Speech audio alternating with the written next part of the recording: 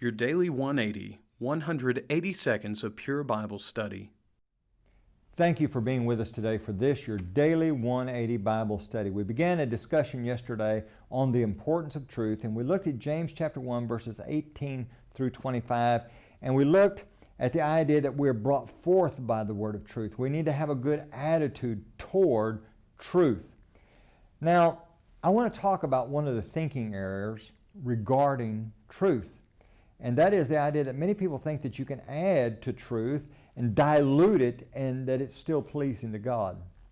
That's just not the case at all. If you think that that's acceptable, consider Revelation chapter 22 and verse 18. Tomorrow we're going to consider another part of that passage, but today just listen to verse number 18.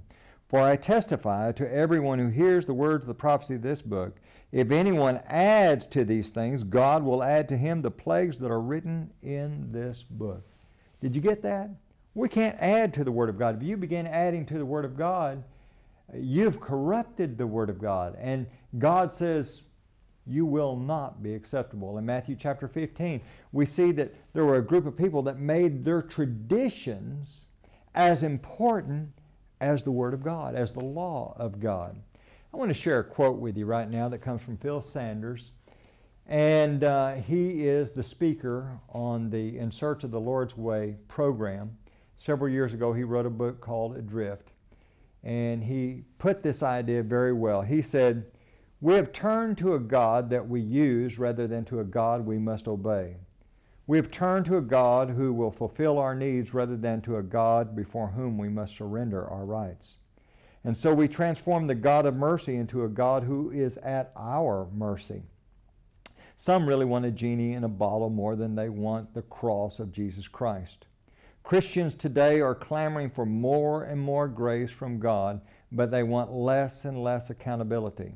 The changes in our culture prompt us to want to justify everything we can and condemn as little as we can.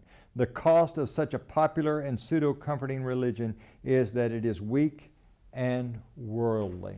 You know, the reality, folks, is that we need to search out the truth. We need to learn the truth. And we need to obey the truth and nothing but the truth. And along with that, never add to the truth. Thank you for being with us today. And join us again tomorrow for your Daily 180.